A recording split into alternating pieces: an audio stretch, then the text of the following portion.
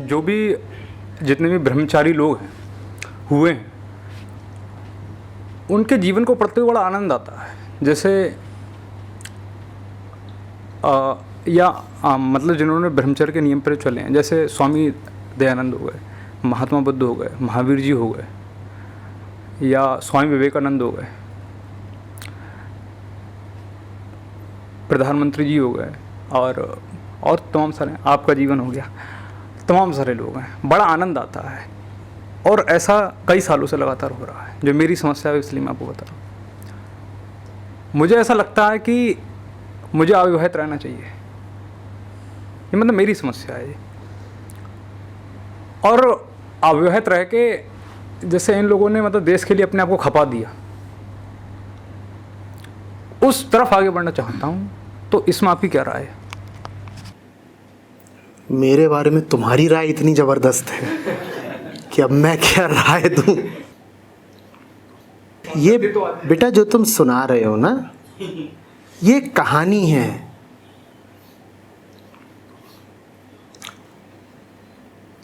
इसका सत्य और धर्म से बहुत कम संबंध है। ये एक कहानी है, कुछ इसमें से लोगों की कल्पना का उत्पाद है और कुछ तो जानबूझकर किया गया मिथ्या प्रचार है। बात समझ रहे हो?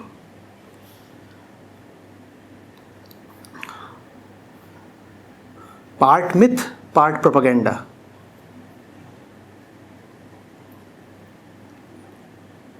दो तीन बातें समझना।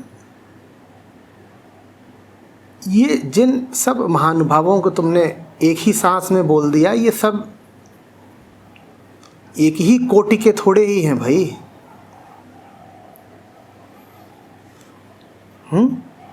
विवेक सीखो, भेद करना सीखो।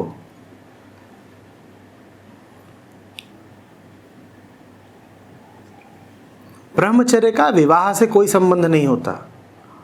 ब्रह्मचर्य का स्पष्ट सी बात है, संबंध ब्रह्म से होता है। जब तुम्हारा आचरण ब्रह्म के केंद्र से संचालित होने लगे तो तुम हुए ब्रह्मचारी। ब्रह्मचर्य में बहुत सारी छोटी छोटी बातें तुमको व्यर्थ लगने लगती हैं, और वही बहुत सारी छोटी छोटी बातें जो व्यर्थ लगती हैं, उनमें एक छोटी सी बात है, स्त्रियों के पीछे भागना। तो ब्रह्मचर्य एक विशाल पेड़ है, और उस पेड़ की एक छोटी सी पत्ती ये है कि अगर तुम पुरुष हो तो अब औरत के पीछे नहीं भागोगे, और तुम औरत हो तो आदमी के पीछे नहीं भागोगे, क्योंकि ये काम अब तुमको बचकाना लगता है, ये काम अब तुमको बेवकूफ़ी भरा लगता है। इसलिए नहीं कि तुमने बड़ा संयम अनुशासन करा हुआ है और बिल्कुल बांध दिया है, इसलिए नहीं, बल्कि इसलिए क्योंकि तुम्हें ये सब काम अब मूर्खतापूर्ण लगते हैं। तुम कहते हो थोड़ा सा समय है जीवन में, उसको इन कामों में नहीं लगाना है, समय लगाने के और कई अच्छे स्थान हैं, उपक्रम हैं। लेकिन हम सब बड़े कामुक लोग हैं, हम सब बड़े कामुक लोग हैं। आदमी का मन कामुकता से बुरी तरह ग्रस्त है, और उसके दो प्रमाण हैं। पहला तो ये कि तुमने अपनी पूरी व्यवस्था को, अपनी पूरी सांसारिक व्यवस्था को काम वासना से जोड़ के रखा है, और उससे भी बड़ा प्रमाण यह है कि तुमने अध्यात्म को और ब्रह्मचर्य को भी काम से ही जोड़ दिया। तुमने काम को ही केंद्र में रख के ब्रह्मचर्य को भी परिभाषित कर दिया। समझो, हमारा मन ऐसा है जिसके केंद्र में बैठा हुआ है काम। तो अब तुम्हें अगर ब्रह्मचर्य को भी परिभाषित करना है तो तुमने क्या किया? तुमने काम को ही केंद्र में रख करके ब्रह्मचर्य को परिभाषित कर दिया। B = FK। ब्रह्मचर्य किसका फंक्शन हो गया? काम का। तो तुमने कहा संसारी वो जो काम में उद्यत रहता है, ब्रह्मचारी वो जो काम में उद्यत नहीं रहता। लेकिन दोनों ही स्थितियों में तुमने परिभाषा की काम के ही संदर्भ में, और यह बताता है कि हमारा मन काम से कितना आच्छादित है। जिसको देखो वही वो लेके चला आता है, फलाना ब्रह्मचारी, फलाना। क्यों ब्रह्मचारी? उसने विवाह नहीं किया।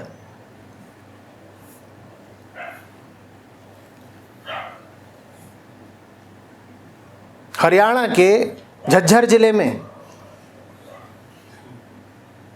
सेक्स रेशियो बुरी तरह गिरा हुआ है वहां पर, क्योंकि भ्रूण हत्या होती है।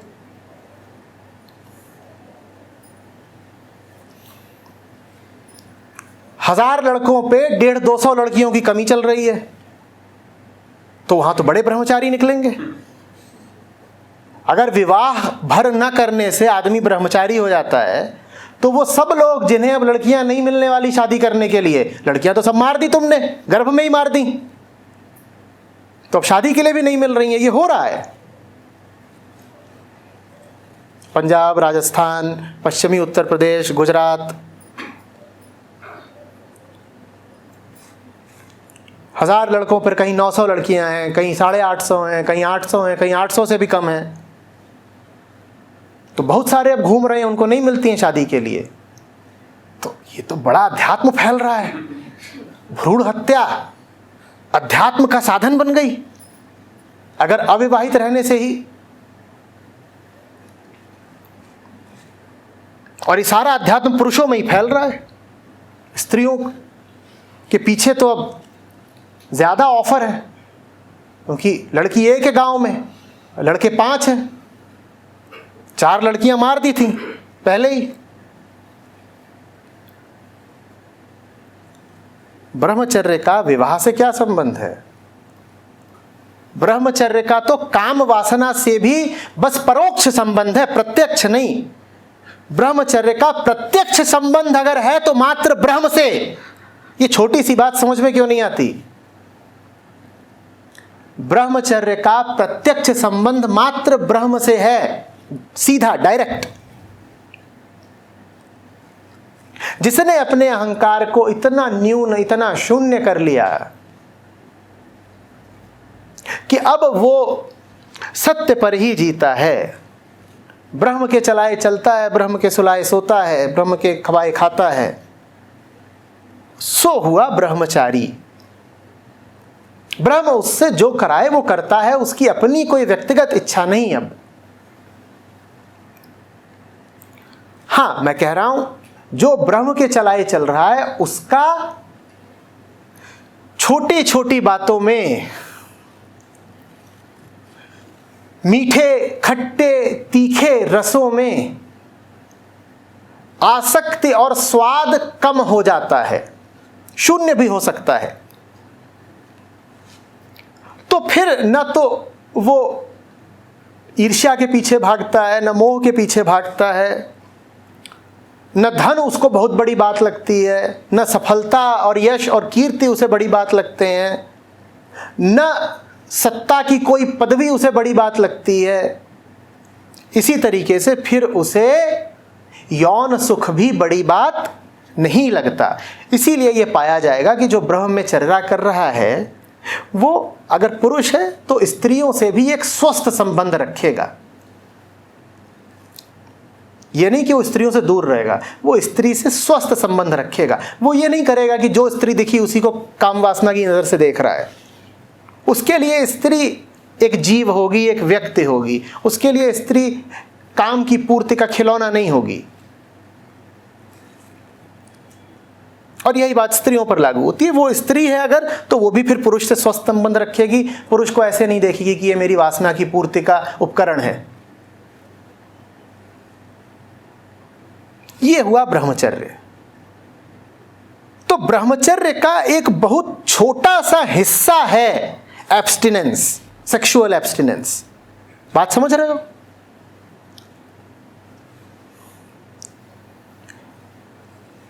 यौन इच्छा से मुक्ति ब्रह्मचर्य का एक बहुत छोटा सा हिस्सा है। ब्रह्मचर्य बहुत बड़ी बात है। जब तक तुम में सत्ता का लालच है, तुम ब्रह्मचारी कैसे भाई? जब तक तुम में धन का लालच है तुम ब्रह्मचारी कैसे? जब तक तुम्हारे ऊपर अज्ञान चढ़ा हुआ है तुम ब्रह्मचारी कैसे? जब तक तुम मानव द्वारा रची सीमाओं में विश्वास करते हो तुम ब्रह्मचारी कैसे? ब्रह्म तो असीम है।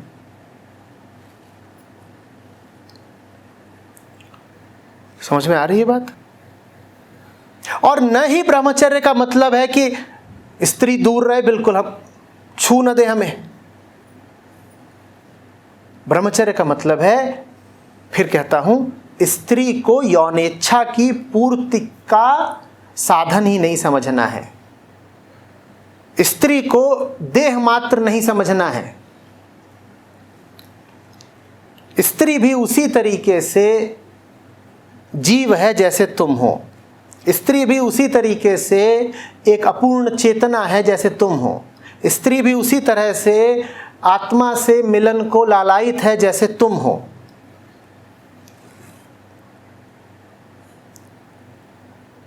वो तुम्हारी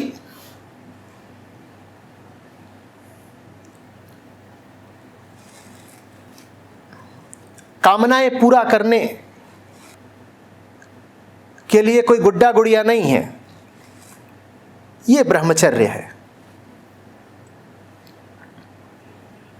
इंसान को इंसान की तरह देखना, इंसान को ऐसे नहीं देखना कि आदमी है कि औरत है। और जो इंसान को इस तरह नहीं देखेगा कि आदमी है कि औरत है, वो फिर इंसान को ऐसे भी नहीं देखेगा कि हिंदू है कि मुस्लिम है, फिर ऐसे भी नहीं देखेगा कि बनिया है कि शूद्र है।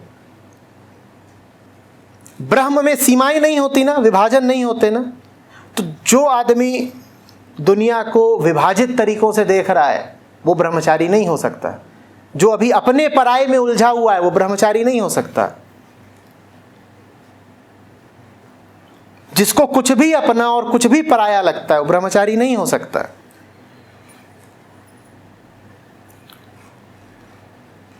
विवाह नहीं किया या पत्नी को छोड़ दिया, ये कौन सा ब्रह्मचर्य है भाई? और मैं ये नहीं कह रहा कि ब्रह्मचारी विवाह करेगा, बात सूक्ष्म है, समझो। मैं नहीं कह रहा हूं कि ब्रह्मचारी विवाह करेगा, मैं कह रहा हूं विवाह करने या न करने से ब्रह्मचारी को परिभाषित नहीं किया जा सकता। बात समझ रहे हो?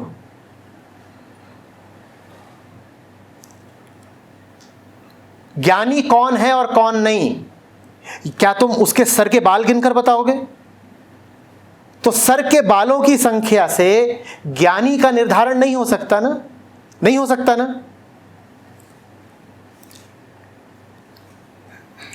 नाम क से शुरू होता है या ख से, इस बात को देखकर तुम बता दोगे कौन संत है? बोलो। नाम या जाति से किसी के संतत्व का निर्धारण नहीं होता ना। ठीक वैसे ही तुम्हारी वैवाहिक स्थिति से तुम्हारे ब्रह्मचर्य का निर्धारण नहीं होता। रामकृष्ण परमहंस विवाहित थे और आजन्म पत्नी के साथ ही रहे, तो वो ब्रह्मचारी नहीं थे क्या? रामकृष्ण से बड़ा ब्रह्मचारी खोजना मुश्किल है। और यहां कितने ही घूम रहे कुंवारे, उनका ब्रह्मचर्य और ब्रह्म से क्या लेना देना? एक से एक घूम रहे हैं, उन्हें तुम ब्रह्मचारी बोल दोगे क्या क्योंकि विवाहित नहीं है?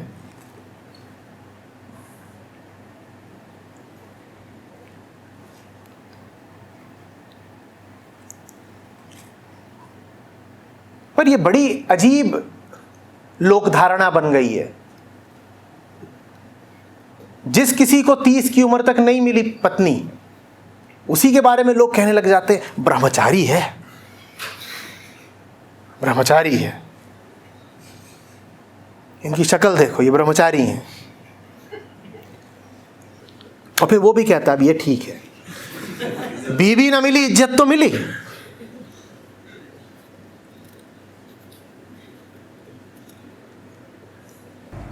आचार्य जी, इससे हमने अपने चित्त को शुद्ध कर लिया, तो यदि ये इच्छा उठी वासना की, तो किसी को तो इस नज़र से देखना होगा ना जिसके साथ आप इस इच्छा को पूर्ति करें।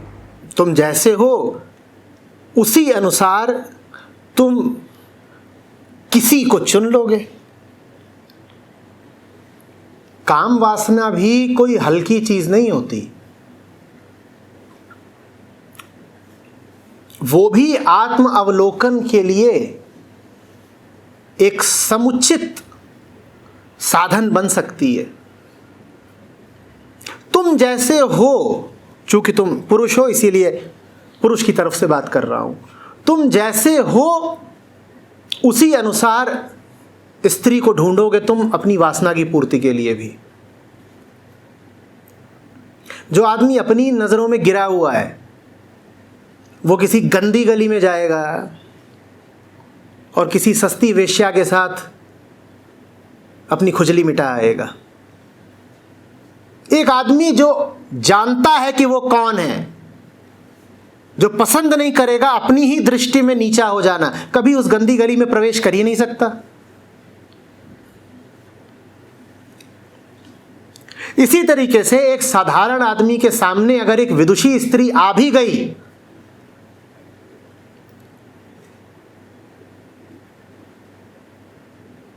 गहरी, समझदार, बोध से परिपूर्ण स्त्री, तो साधारण आदमी उसकी ओर आकृष्ट ही नहीं होगा, क्योंकि उसे अपने ही तल की कोई चाहिए। चिबिल्ले को चिबिल्ली ही तो चाहिए। चिबिल्ली उसे खूब पसंद आएगी, तुरंत बोलेगा उसको व्हाट्सएप करना मुझको। 8वीं पास के सामने पीएचडी स्त्री आ जाए तो ये तो छोड़ दो कि उसमें काम वासना जगेगी, जगी भी होगी तो बुझ जाएगी, क्योंकि वो स्त्री उसे उसकी अशिक्षा और अनभिज्ञता का एहसास कराएगी। तो तुम किसकी ओर आकृष्ट हो रहे हो ये बताता है कि तुम कौन हो। ऊंचा आदमी अपने लिए ऊंची स्त्री ही खोजेगा, ऊंची स्त्री अपने लिए ऊंचा आदमी ही खोजेगी, और ऊंचे आदमी को निचली स्त्री अगर किसी तरह मिल गई तो वो उसको उठाने की कोशिश करेगा। वो कहेगा मैं तुझे खींच करके अपने तल पे ले आता हूं। और इसकी उलट बात सुनो,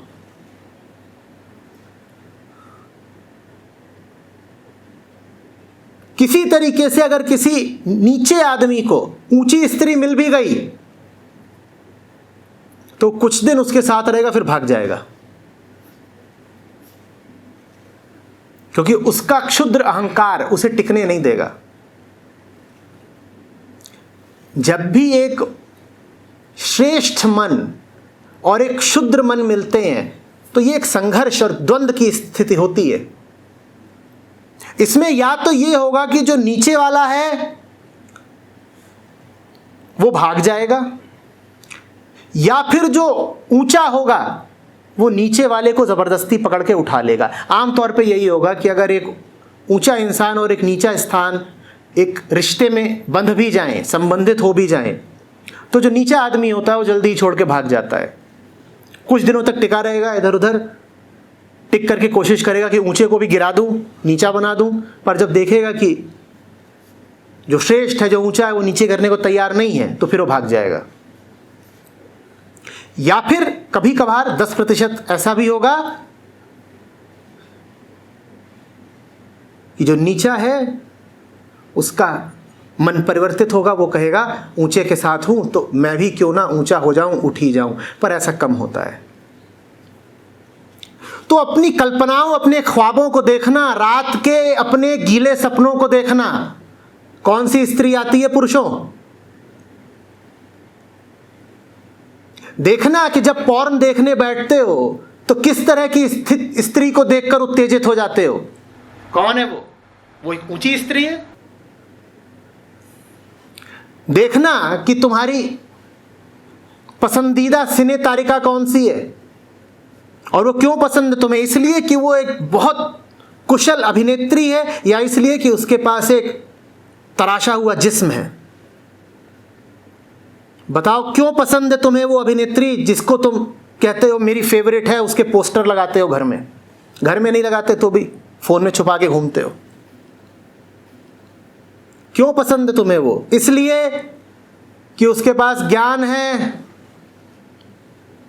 विवेक है, संतोष है, शांति है, बोध है, इसलिए पसंद है तुम्हें वो स्त्री?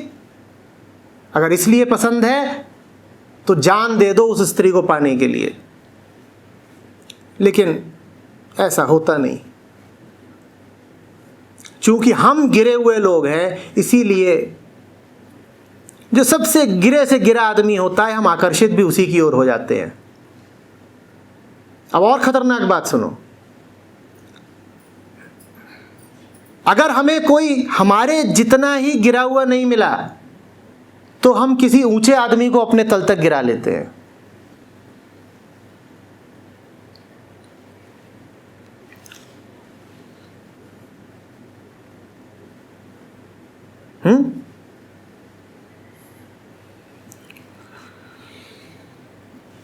मैंने पूछा था एक बार, यहां पर अगर कोई जंगली जानवर आ जाए, यहां अगर कोई जंगली जानवर आ जाए, कुछ भी, भालू, भेड़िया,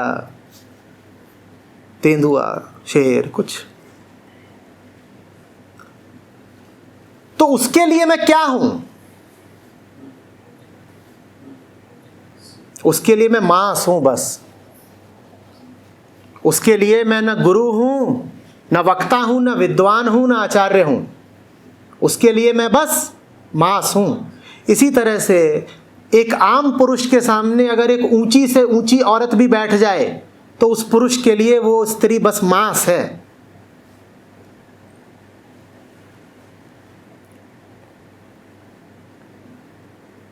भारत के शहरों में अभी भी ऐसा होता है। कितने शर्म की बात है कि माँ बाप कहते हैं लड़की को ज़्यादा पढ़ा दिया तो इसकी शादी नहीं होगी।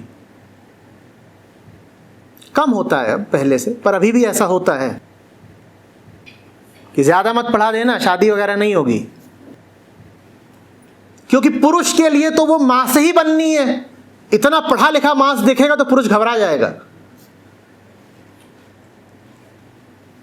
तो अब ऐसे जंगली जानवर हैं कि जिनके सामने कोई ऋषि मुनि भी बैठा दो तो जानवर के लिए तो ऋषि भी मांस बस है।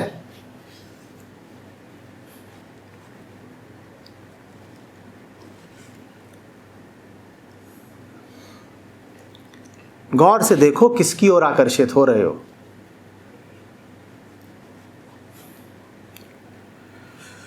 और यह भी देखो कि किसको छोड़कर किसकी ओर आकर्षित हो रहे हो।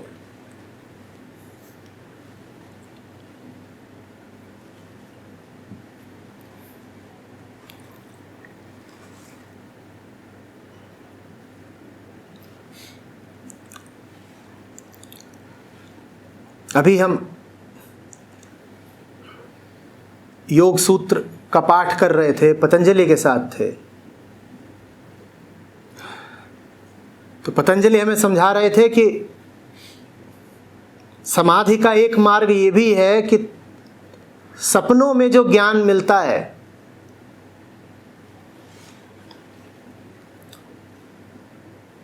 तुम उसको पाओ, उसका अन्वेषण करो।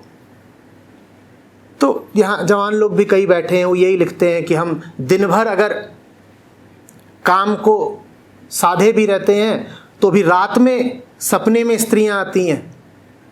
चलो ठीक है, रात में सपने में आती हैं लड़कियां, औरतें। ये तो देख लो कौन सी औरत आई है सपने में। आ गई कोई बात नहीं, उसका विजिटिंग कार्ड मांग लो बस। चलिए आप आई गई हैं तो अपने बारे में कुछ बता दीजिए, रजिस्टर भर दीजिए। उस रजिस्टर को देख करके तुम्हें तुम्हारे चित्त का पता चल जाएगा कौन सी औरत है जो तुम्हें आकर्षित कर रही है, जो तुम्हें आकर्षित कर रहा है। संभावना यही है कि वैसे ही तुम भी हो। अहम कहाँ अपने से किसी को ऊंचा मानता है, उसे तो सब कुछ अपने ही तल का चाहिए।